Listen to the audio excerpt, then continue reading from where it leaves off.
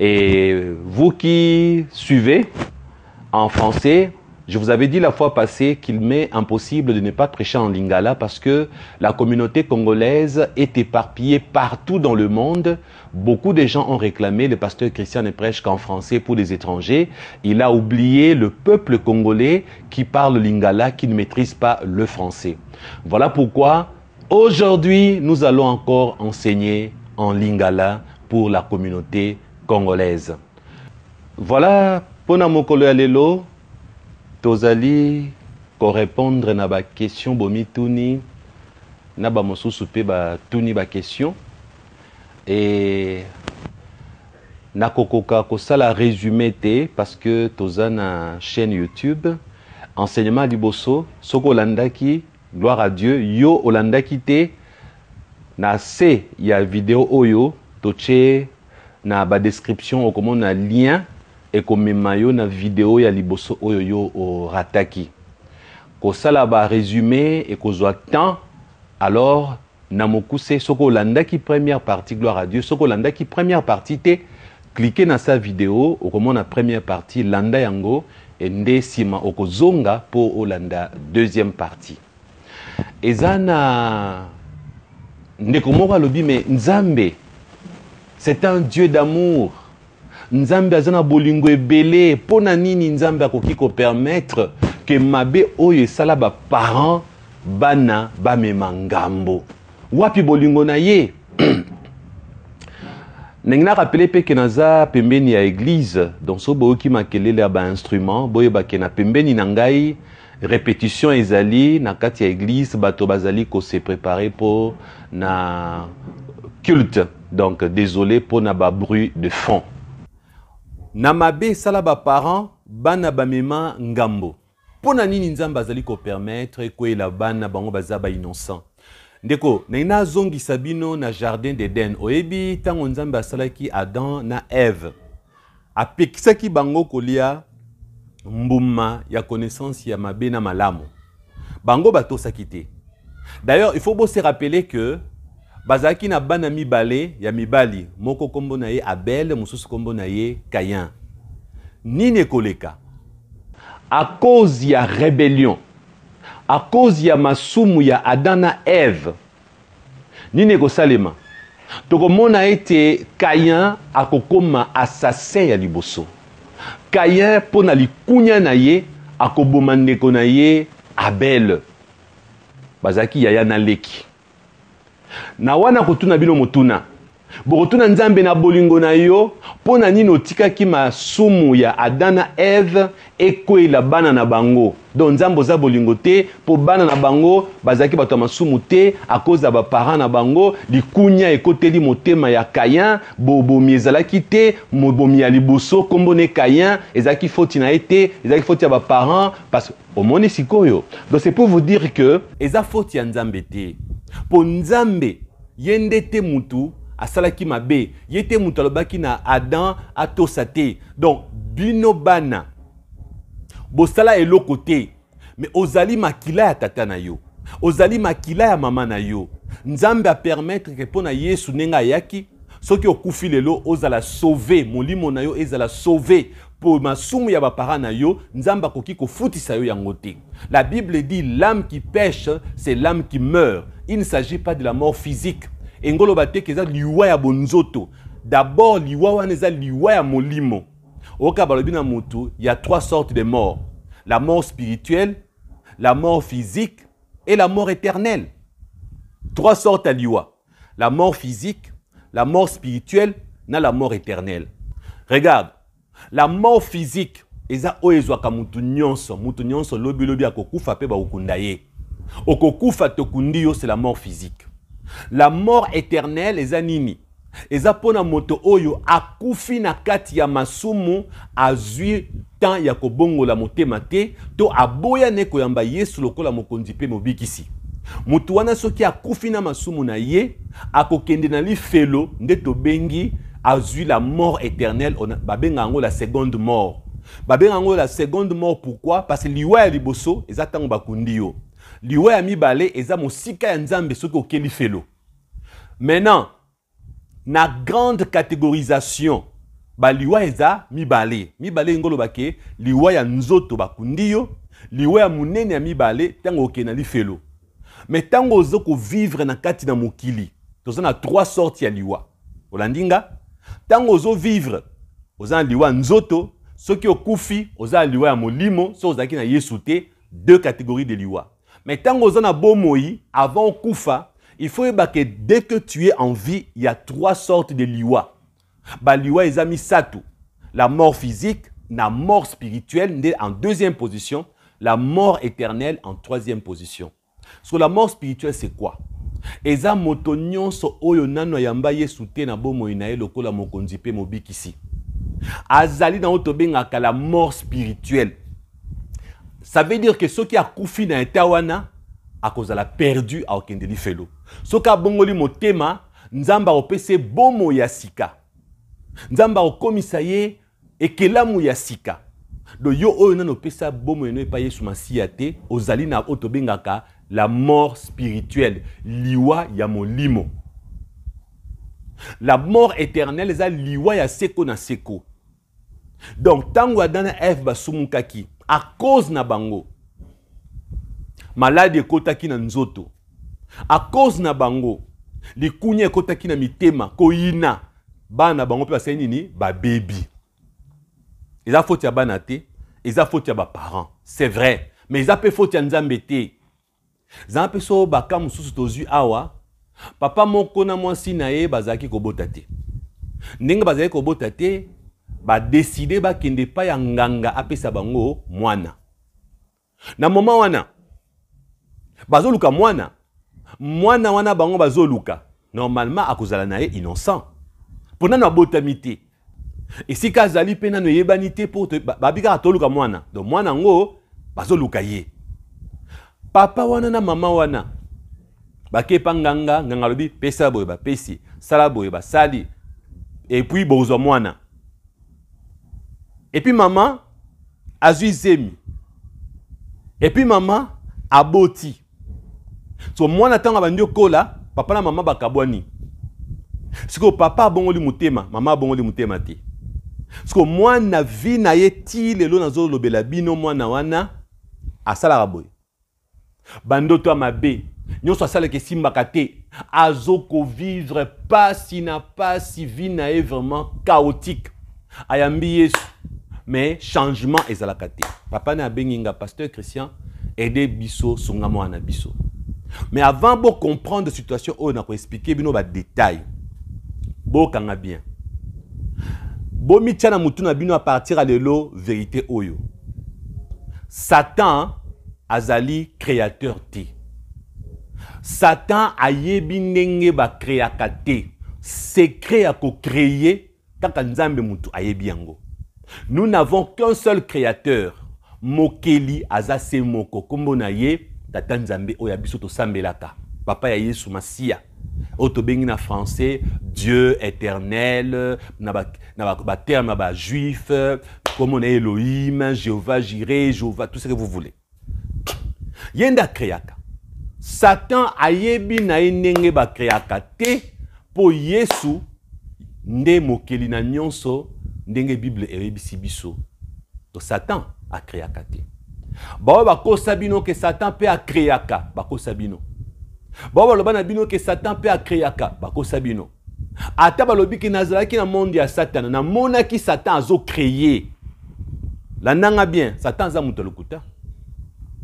Tal même na ba cirque, au mona magicien a beti boazu libanga comme si on lipa. To bani ah comme si libanga comme lipa. Parfois za maboko pamba beti ka pas soso bimi.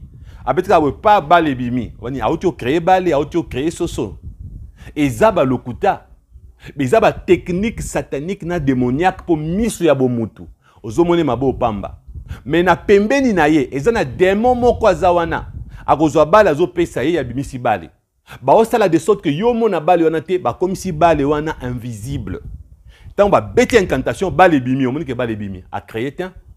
Même technique. Ba ex sataniste bazaki na monde à Satan. Satan beti bo pas créer loko. A ebisi bon ka créer, maza muto lukuta a créé tiens a beti illusion. Parce que moni ba ex sataniste bon ba kanisa ke ba ebi nyonso. Bakanisa que Satan a l'accès à bango nyonso. Et là, babo sanaka. Satan a la confiance à être humain. Pour nini? Parce que être humain a sa créature en Zambé. Être humain a sa Yesu ou a koufaka na place pour sauver. Satan yebi que un humain a kokiko bika lobby. A koyamba Yesu lobby. A terre salé la yé Satan. Satan yebi que lobby a ko perdre. Mais Satan yebi que démon a ko perdre jamais. Parce que démon a si déjà. On appelle ça comme un verdict et c'est quoi. Pendant Satan a démon et tumbo c'est quoi et tumbo na bango pendant Satan a démon et ça l'ifelo. Mais pendant un être humain, ils ont la possibilité que sataniste a bon la mutema, ndoki a bon la mutema, sorcier a bon la mutema. N'enga Satan la kawana na ba ex sataniste na ba sorcier na ba magicien, ayebaka ke à tout moment ba tuana ba koyamba Yesu. Alingaka jamais baeba nyonso ya ye ba secret na ye et saleli na ye. Yangonde asala nini? Akamataka oya ye ba démon, ayoka na bango ba kosaka ba ex-sataniste, ba kosaka ba sataniste, ba kosaka ba sorcier, ba kosaka ba ndoki, ba kosaka bango pourquoi? Pour ate ba robongo la mutema, tango ba kokende ko panza, tango ba kokende loba, ba kende na nyonso ba yeba kite, ba kende na mwa ndambo. Pour so ba yebi nyonso, Satan yebi mkuba bongo la mutema ya sambwe na ye. Ya sambwe. Ya ndo mona akokosa bango pendant que bazé pa na ye, ceux qui ba bongo limitema ba eko témoigner, bino bozo kanisa ke ba témoigner vérité à 100%. Laissez-moi vous dire une vérité. Na ba témoignage nyonso ya ba ex-sataniste, vérité à 100% ezate. Na nyonso bango ba lobaka, na monaki, na simbaki, vérité 100% ezate. La preuve, la Bible dit que heureux ceux qui croient sans avoir vu. Nzambo ya biso, aloba na biso boye. Nakati ya kondima otobengi la foi. La foi c'est quoi? Je crois, je n'ai pas vu. Nandimi kasi na monité. Pona kondima ezala, il faut yo ondima sans que omona. Mais tala na ba témoignage ba ex-sataniste. Bango pona koyoka bango kondimela bango. Po bango ba monaki nde bino bolobi ah isa vérité po ya lobi a monaki. Oh Yesu lobi. Po boza la sauver, nzambe azana posa ya kolakisa bino te. Nzambe azana posa te po yo yambaye, omona Yesu na misu na yo na kati ya chambre. Nzambe azana posa te po ndima bokonzi na ye, omona ye moko avant bongo la mutema. Regardez, yo ndeko na ngai oyamba Yesu so mona ye. Yo ndeko na ngai olingaka apôtre Paul otangaka ba épître na ye so mona ye. Yo sambelaka nzambe osio mona nzambe. Ondimaka lola osio mona lola. Omoni kondimaka makambo nyonso wana sanke omona yango. C'est ça la foi. Donc nzambe azaka na posa te alakisa biso alakisi po tondimela ye. Mais Satan alakisaka makambo ebele po makambo ebele ona ye alakisaka ezalokuta. Yango ndo mona kasuka alakisi batona babongo la mitema oto binga ba sataniste so bakomba ex-sataniste na ba témoignage na bango tala lokuta. Akoyiso makambo moko na kati ya Bible eza bongo te. Yo tango roka bo alobi ya monaki. Bo yo po alobi ya monaki undimi. Omona alobi na yo na kekuna na kuti papa Simon Kimbangu kati na moto bazo tumba ye na lifelo Satan zo tumba papa Simon Kimbangu. Papa Simon Kimbangu nenga za na lifelo. Ndeko sala attention. Nani alobi na yo ke lelo à cause ya kimbangisme ke papa Simon Kimbangu azana kati ya lifelo. Yo ye bagati na koyebiso lelo papa Simon Kimbangu azalaka serviteur de Dieu ya solo. Azalaka un évangéliste, un homme de Dieu qui prêchait la parole de Dieu. Na yebi ngondeni. Ezala papa moko mbone maweja. Azalaka bandi bakoti na kati ya boloko. Na kati ya boloko wana akeko kutana papa Simon Kimbangu azote ya Yesu. Papa wana zaki na ba comportement na bizaleli na ya mwana nzambe. Na moment wana Simon Kimbangu azaki na bomoi, religion ya bakimbangiste ezalaki te. O secte bakimbangiste ezalaki te. Tango amikufeli na ye, batu moko babimi wana mosala nzambe wana kufi to sala religion. Babandi malamu na ebandeli. Après bakomi mwana na ye oyo nde Saint-Esprit onde Jésus tout ça moni ba yeko kotsa mambo lukuta, ba yeko kotsa mambo kisi na kindoki na kati kuna. Donc c'est pour vous dire que comme les lots moutonneaux sahibi que kimbangisme égale secte kimbangisme ba congolais et ba kilikili na kati, alors Satan akolakisa mutumoko tala Simon Kimbangu na kati lifelo. Mais la vérité, qui vous dit qu'il est en enfer? Qui vous dit que Simon Kimbangu est en enfer? Ce n'est pas la vérité. Parce que moi, je vous dis, cet homme-là qui s'était converti à l'obéi, Simon Kimbangu, c'était un serviteur de Dieu. Alianaye, Ayoka évangile, Afandanaye, il craignait réellement Dieu. Oyebi lelo au cause de la par exemple, pasteur Jacques-André Vernon, un vrai pasteur, à Koufi. Nga Christian Ben, comme Nazaki Mwana Moli Monaye, n'a koki ko créer secte moko comme monango vernoïsme. Na bandi vernoïsme na koti kindoki na kati na koti bakisi na kati lobi comme nini o pasteur Vernon ba moneke na lifelo lokuta ezate po Satan la kisi yo ke nyonso Satan zo la kisa yo eza vérité. Satan zane muta lokuta. Pour so cela. Ndelo na expliquer nous comprendre que Satan a ba démon baza déjà na etumbu ba ozila lifelo. Un être humain a la possibilité de se convertir. Satan a créé Kanaete. Donc yo oyo kenda ki pas Satan senga ki mwana. Après si yo mwana yo kanise que Satan a créé le mutu. Après si yo mutu, oh s'est trompé. Yo kanise que Satan peut a créé ka. Okenda ko mona makambo Satan zo créé so kini no ba oh mais papa Christian, ndeni Satan na mona ki a créé nyamamu bo ezanga forme. A créé teza. To benga ngo transformation. Comment comprendre? Dans la Bible, quand on parle de Satan dans l'Apocalypse, la Bible zobenga les dragons anciens, les dragons. Ce côté dans la liste de Banyama o Nzamba Kela, dragon azate. Il y a un animal qu'on appelle dragon. Je ne parle pas de cet animal-là. Mais les dragons, à Sanzaka moto, azaka rouge, na bama seki azo bangi sazo ko cracher moto. Nzamba créa été. Donc na Banyama o Nzamba créa ne dragon ti. Dragon oyo wana ba bengana na lola o to bengi Satan. Pour ne pas bengi dragon. Pour ne pas vision Satan robi mon dragon moko munene parce que Satan a se transformé. C'est quoi une transformation? Une transformation est un changement passager de l'image.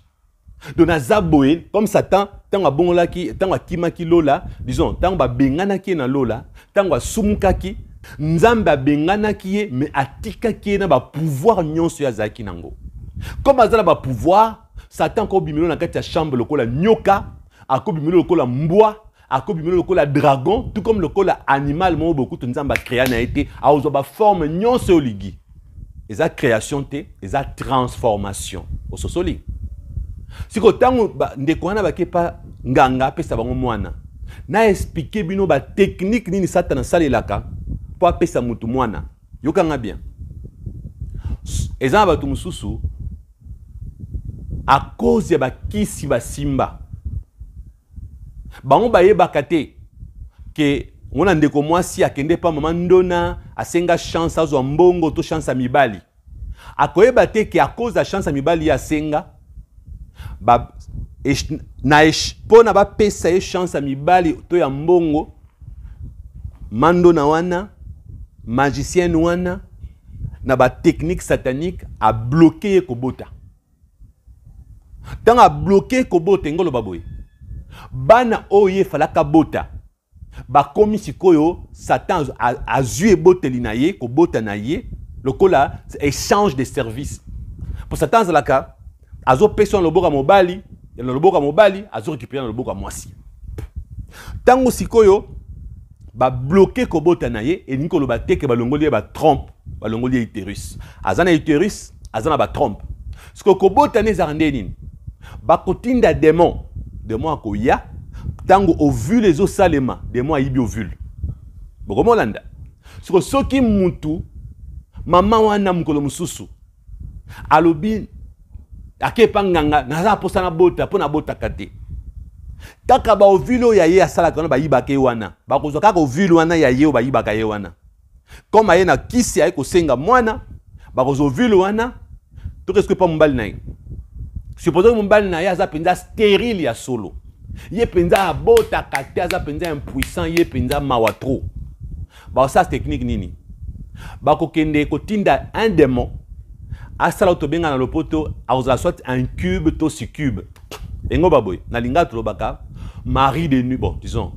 Mobali ya butu to mwasi ya butu. Mari de nuit ou femme de nuit ça rende nini. Au mona démon.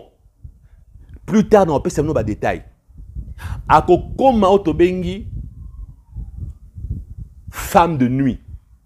Je dis bien ako pesa ba détail plus tard. Donc yo zona un exemple na pesa comme tu na ma question belete comment les démons va faire ça. En tant que femme de nuit, à kokende par exemple na famille à moi na moi siwana, à ko coucher na tocha lokola cousin na ye. À pas cousin, yende moi si abutu. Tango cousin azo bimisa, hein? Boye bien ngoti to na ote ya binoti.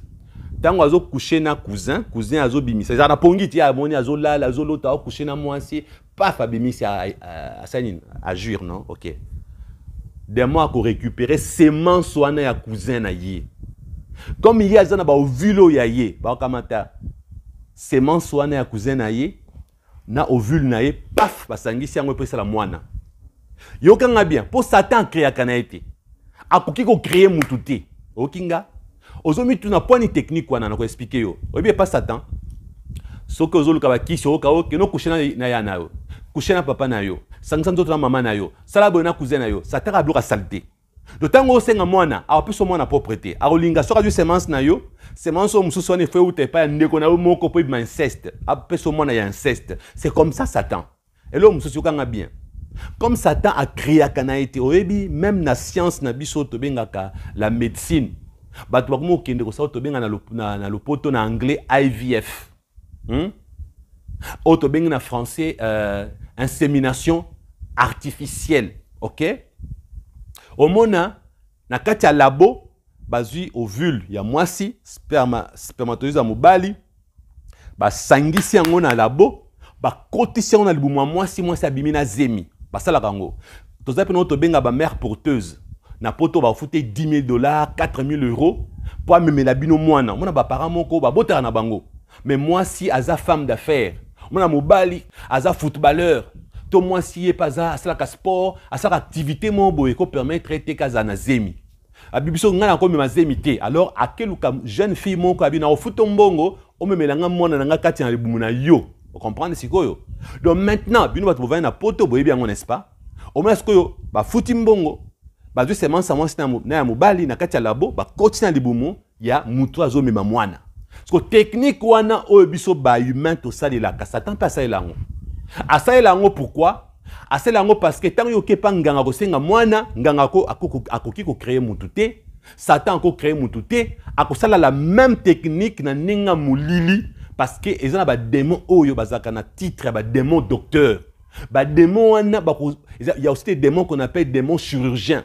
Ba saka ba opération nyonso wana pona ko pesa yo mwana oyo sengi. Mais en retour ba roboto loka ke loko moko boye mwana na ba pesa yo ba pesa peut-être liboma a ko bota makizengi to abota mine normal mais vie na ye blocage na blocage maintenant la nanga bien nzambe moko o ezala kola na informatique pona ba oyo ba yebi ordinateur au moins na ordinateur na yo yebi ke soko sale bo sale boye et repesa résultat songolo o yebi ke soza na word o beta texte na yo na bureautique o sait par exemple contrôle X et ko kata dossier et que coller en haut quelque part CTRL V. Vous comprenez? CTRL plus X égale couper, CTRL plus V égale coller, CTRL plus C égale copier, CTRL plus S égale enregistrer. Nyon soana et ça va programmation informatique. Et si ba programme en ngwana.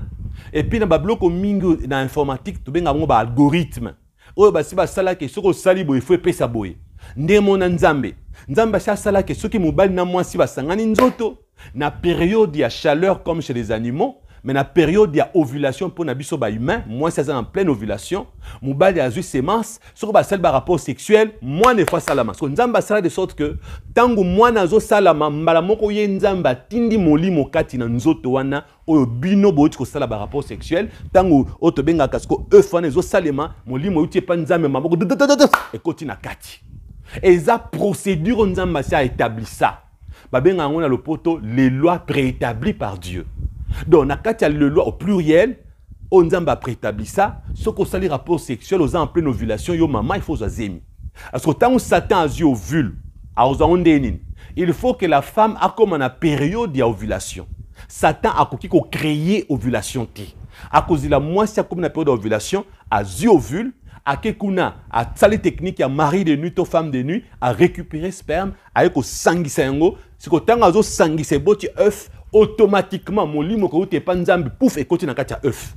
Et ngolo bateke comme c'est Satan qui a manipulé, nzamba continue dans mon limo. Et là, nzamba si à salango bongo déjà.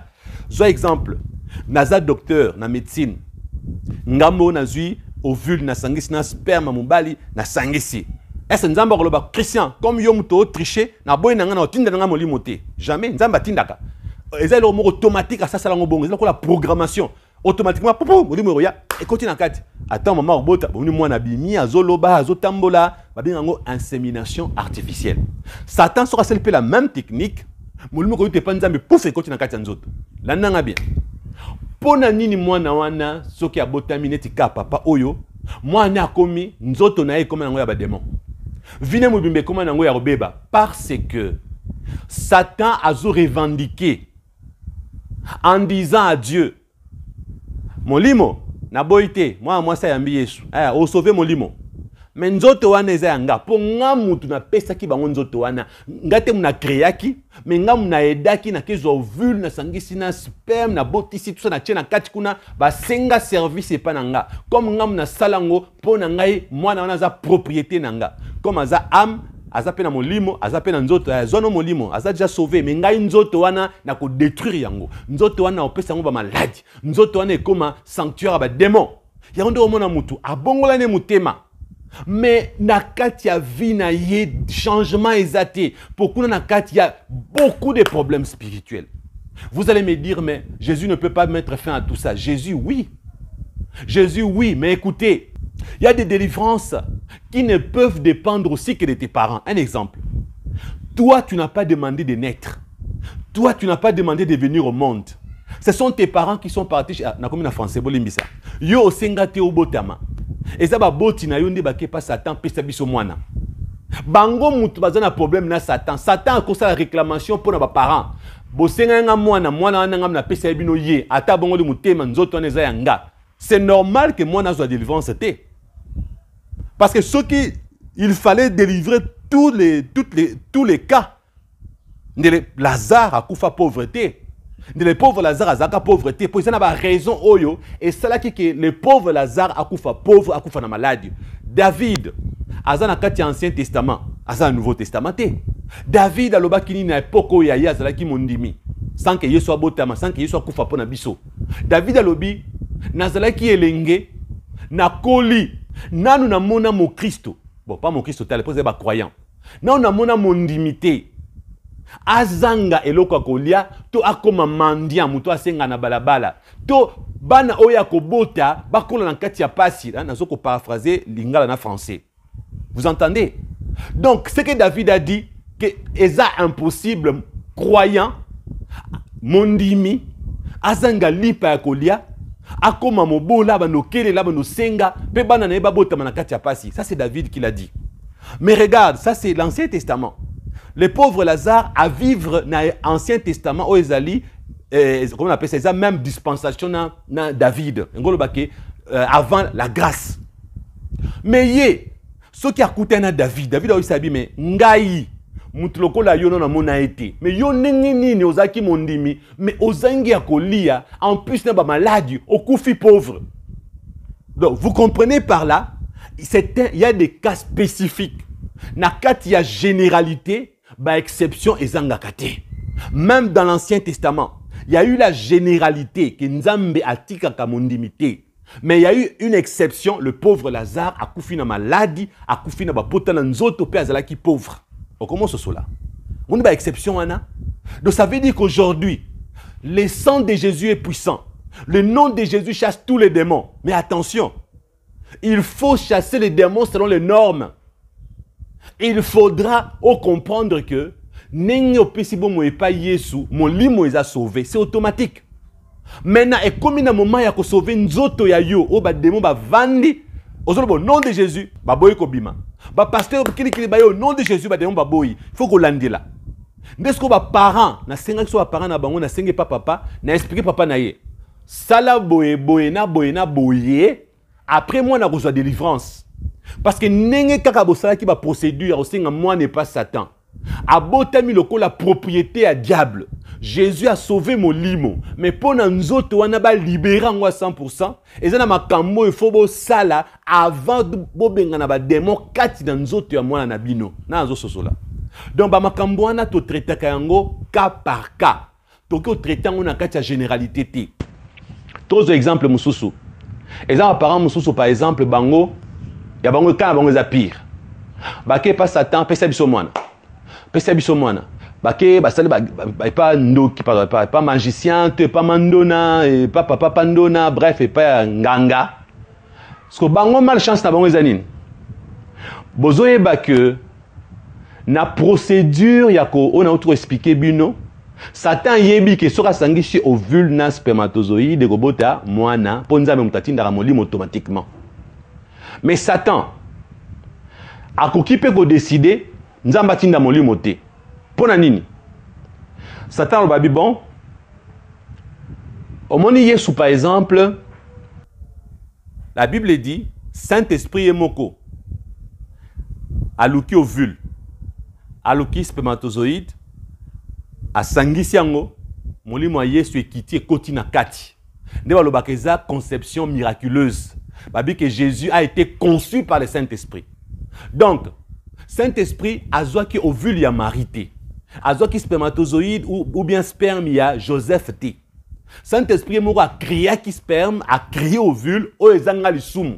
Parce que Marie a botama kati na masumu parce que aza mwana ya Adam na Eva.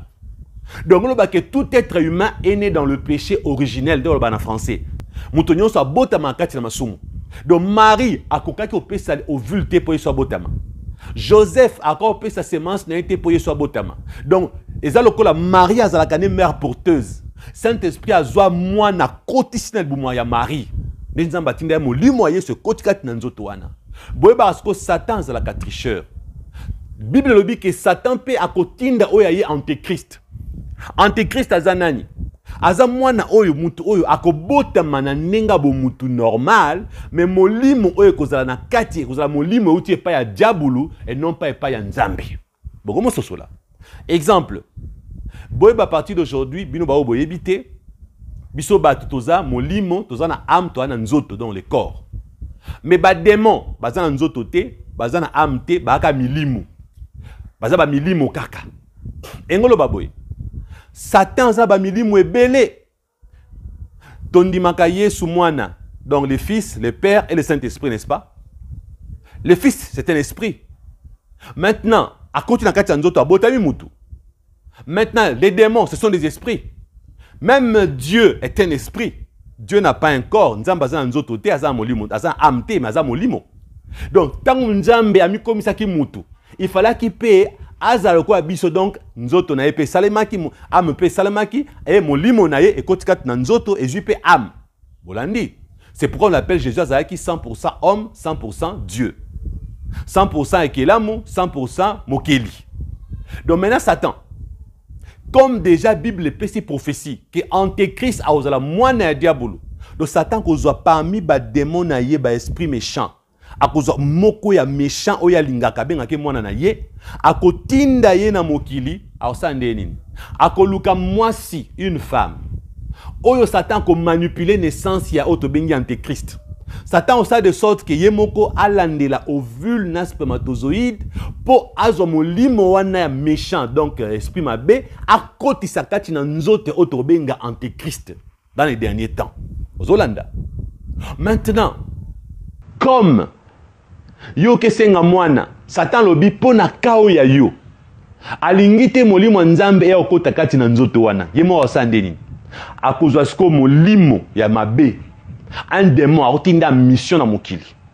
Olandinga akosa siko yo azluki siko yo ovule spermatozoïde azwi molimo wana achango na katikati. Akozwa sperme na azo ya kosangisa ngo pa asangisi et koti molimo abimi na kati mbala moko. Parce que yebi que na procédure à tricherie, molimo kote pa nzambe te.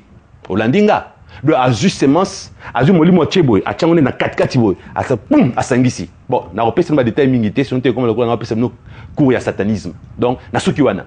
Donc c'est pour vous dire ceci. Bon, bamso amito question aye mamba onde nini, c'est normal.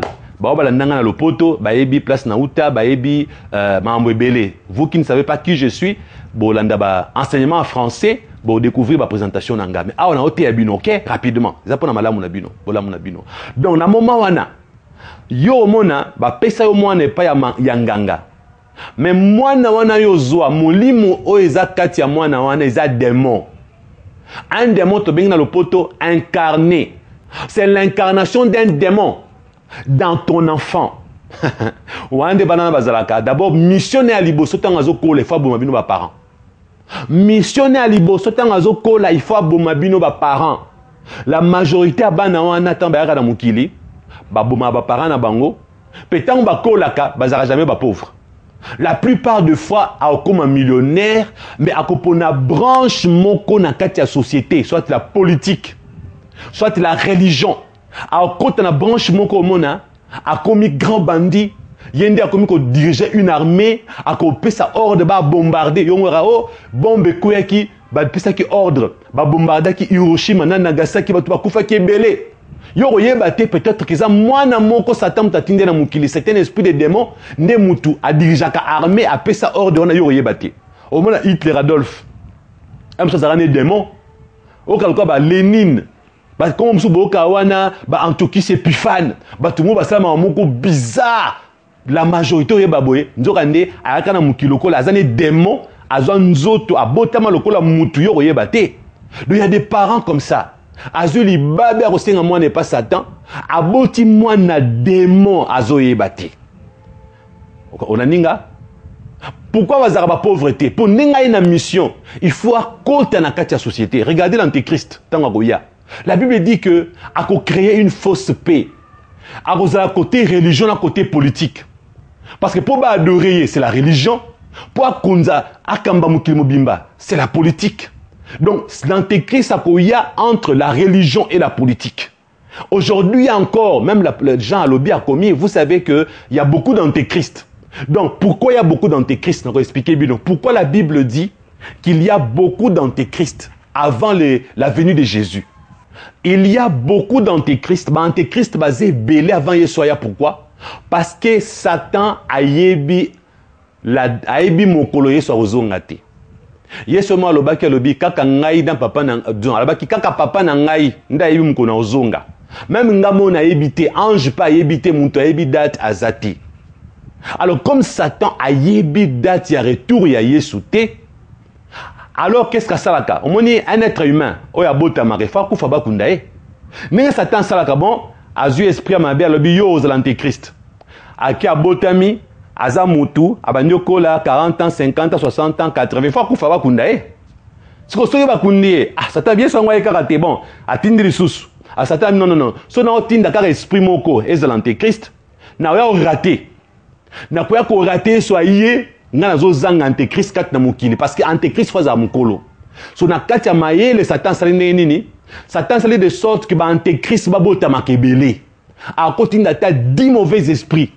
Babotami ba antéchrist. À cette de sorte que mon zana bébé, moussa zana 10 ans, moussou 20 ans, moussou 30 ans, moussou 50 ans, de sorte que ce qui est soit zongi, akopona moko na bango abiyo comme ce principal. Pouf, abimisi antéchrist principal. Donc la majorité de ceux qui joueront le rôle de l'antéchrist au retour de Jésus, baza déjà n'a pas pouvoir, baza donc na katia ba gouvernement est belé, ba dirijaka Europe, États-Unis, il y a déjà des esprits de Satan incarnés dans les corps humains.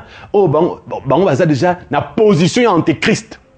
Ce qui y soit yelelo, moko na bango robima principal. Au moins on a expliqué bino, jamais okoyoka yango pas ex-sataniste. Parce que ex-sataniste a koyebisa au Satan la qui est pour Satan la kisa bango biloko ya lingara so bango limité mabaki ko témoigner. Pour ba biloko na tomba témoigner ça vous induit en erreur. Alors que la Bible a tout dit. Dans la parole de Dieu, il y a tout. Mais ce qu'on t'a dit la majorité des choses bango lobaka comme le banga ba démon, banga Satan et souvent tu te diras, sataniste avant de servir Dieu, c'est tellement bon d'être avec Satan avant de servir Dieu. Parce que quand il parle de Satan, ça te donne envie aussi d'être ex-sataniste comme eux. Puis ça te donne envie d'avoir, monde de Satan, monde de pandémonium, monde de polluants, monde de soquinions, de tartares. Là-bas, il y a des sirènes, c'est merveilleux, il y a à manger, il y a des immeubles, il y a, tu vois un peu. Donc, piège mon Zalakawana. Dans le témoignage na bango, olebo il a vraiment Satan, bozala na horreur de Satan, non mais la plupart des fois bozomi tu na pona nini ngape na bandene na Satan te. Ozomona, c'est ça le piège. Et makambo mingi balobaka ozomona ezo ko contredire la parole de Dieu. Ba révélation mingi eza contraire il y a ce que la Bible dit. Alors que dans la Bible, il y a déjà tout. Maintenant, le vrai ex-sataniste, ce sont ceux-là qui ont compris que tout ce qu'ils ont vu n'était pas vrai. Avant de témoigner, comme c'est la sélection. Parce que nini fa loba, nini fa loba te, ceux qui ont commis la connaissance, à quoi pona nini fa loba. Mais la majorité, te amakate, encadre bangote, abongole motema lundi, na janvier, na partir avril, abando servir nzambe. A eu temps de délivrance ya malonga te, a eu temps à encadrer te, mbala moi nous témoigner, mbala moi nous te yamendeko. Est-ce que ozo ki tamba te ayo bien liloba kota na misisa le kota na kati oya découvrir nini oza le kota na o satan la sakio? La réponse est non. Donc faites vraiment attention. Parce que ce que je suis en train de vous enseigner, nazo pona, nazo sélectionner nini fona ebisa bango, nini fona bomba, nyonso eza ko bimisate. Même les humains disent toute vérité n'est pas bonne à dire. Mabe sala ba parents, bana ba memangambo. Soko zui contexte ya mwana oyo, abotami, aza mutu normal, molimo utie pa nzambe. Mais nzoto oyo aza nango. Satan mutu asalaki manipulation na labo spirituel, na labo satanique avant ya botama. Mwana na botami sikoyo nzoto na eza lokola sanctuaire ba démon. À cause de un problème, il faut ba délivrance, il faut ba guérison miraculeuse. Il y a un mona mutu botami, ba problème de ba problème. Vous avez un exemple. Oyebi à l'époque quand zaki mwana moko, bon, là tu exemple ngana pembeni. Na pesa exemple mutu mususu. Na kutana batu mingi comment on appelle ça, scarification, bain de purification, pratique occulte. La majorité, je dis bien la majorité, en tout cas 90%. Nous autres, nous avons occupés dans les démons. Pour nini? Parce que Satan, le quoi dit bosso à salaka. Ceux qui ont côté en contact na yo, il faut des mois pour takati na yo. Bota même nzambe yemoko. Et le bosso nzamba salaka. Ce qu'on y a mis moi en aïe, molimo sant fois anayo. Parce que tu ne peux pas être chrétien sans avoir le Saint-Esprit, c'est impossible. Il y a une différence entre avoir le Saint-Esprit et recevoir le baptême du Saint-Esprit. Il y a deux choses différentes. Tout chrétien a le Saint-Esprit. Parce que la Bible dit que c'est l'Esprit de Dieu qui convainc du péché. Tant qu'on convaincre du péché, il y a un commis ça et que là il sika. Au commis nzambe. Parce qu'on pose au baptême, on est l'homme sous. Pose la baptiser du Saint-Esprit de l'homme sous. Mais tous les chrétiens ont l'Esprit de Dieu. Maintenant, tous les chrétiens doivent chercher les baptêmes du Saint-Esprit pour pas qu'on ait une dimension aménée. Donc, tu ne peux pas être un chrétien sans que le Saint-Esprit ait une dimension là, moi dans Nzambe. Sans que le Saint-Esprit soit commis ça, moi dans Nzambe. Ndé mona Satan. Tant aux autres en contact naïe, oyeba te, de moi ça côté. Même bino ba chrétien, par exemple, ba na ba dans le Saint-Esprit ba atteint. Mais c'est pas parce qu'on y évite que le Saint-Esprit a côté na oté. Dès l'instant où il y a marié sur Saint-Esprit côté na vie nao. Donc c'est pour vous dire que nyonso oya kenda ko simba ba kisi ba sala ba scarification ba ben de purification de moi ça côté. So ba démon na ba côté pour nini? Pas comme ça mayele hein. Pas comme ça mutu malamu hein. Non, ba côté rapport à peso maladie, ba peso ba myome, ba kyste, ba comme ça yo aveugle, ba comme ça paralytique, ba comme ça yo liboma, ba comme ça donc ba ko pourrir vie na yo. Si qu'on a plus exemple, kamata loboko oyo. Nazumbeli na mikatia na bongo mutema. Nzamba wa lokota misapia na banozongsa. Il y a des choses qui restent. Il y a des conséquences même sur bongo mutema ko garder ba marque, ko garder ba bloc mususu oyo ba demo ba saki na vie na yo. Comment comprendre? Oyebi parfois vous comprenez raté. La Bible parle d'un démoniaque. Il y a azaki omibo quand même na kati ya moto. Notre exemple wana. Ezali mutu oyo ba apôtre ba kokai ko délivrer té. Bien vous comprenez alors qu'on a té. So botangi histoire wana ba apôtre ba échouer délivrance na ye mais botanga ngo bien. Ba le bazor mi boka kati na moto. Imagine mutu mi boka na kati na moto. Azu boka kati na moto asala on ba lebele mais tango mutu mi boka na moto ezali blambe ziki. So aza en forme nini. Mutu mi boka kati na moto bona parti nzoto mis ba possesser comment soki ndeni ni so imagine ba ngo fallait ba délivrer ye. Hein, mutazana ba cicatrice ou ba postulungwa soki ndenini tant ba moni quel na miso parfois to kondanaka ba apôtre ba zaki incrédule yo que nous remplacer bango ezama comme ça on baza mona wana mama ba edo muto délivrer au tel cas forme nzoto bese oh vraiment na kozong sa pona ezonga ndenge zaki avant Donc c'est pour vous dire qu'à part une exception miraculeuse divine, ils ont livré combat spirituel. Ba démon bazaki se loger katina yo ba peso ba maladie belé ba komisa yo soki ndenge nini soko bengani bangote soko luki délivrance te okokene lola mais na condition nini. Donc besoin conscience frères et sœurs mabe sala ba parents bana ba memangambo c'est la vérité. Mabe sala ka Adam na Ewa Adam et Ève Caïn a commis assassin Abel ba bomie première personne assassinée dans la Bible premier assassin frère Naé. Abel a koufi jeune. Pourtant, a pensé qu'il offrande de Panzambe a koufi à cause d'un bienfait. Innocent, mais babomi.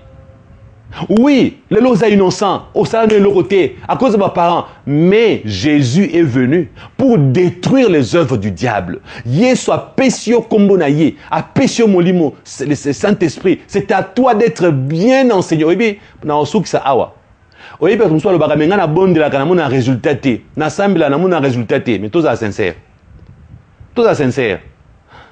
Mais ba construction na kati ya villa moko ba pêche mindoki, ba pêche grenade, ba pêche ba bombe, ba pêche nyonso.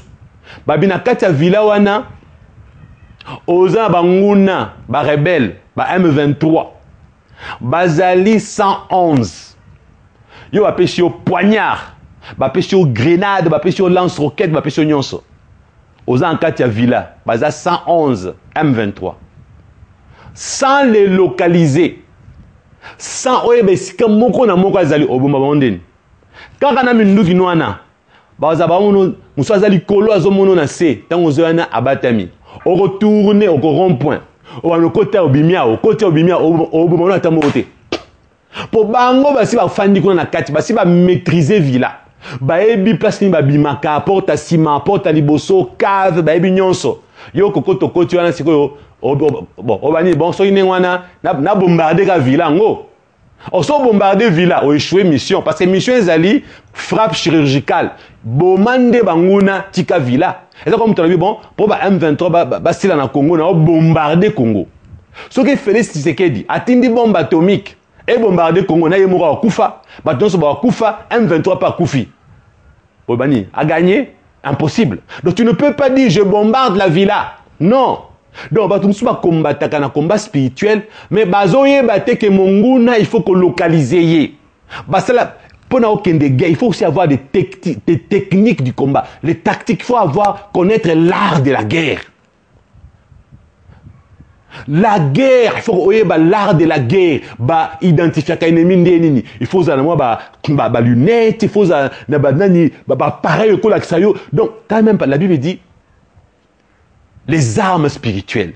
Même apôtre Paul a dit il faut que nous ayons cuirasse, ceinture, épée à l'époque, zaki ba soda, zaki lo lenge à l'époque, azu ba exemple à l'époque pour pouvoir comprendre.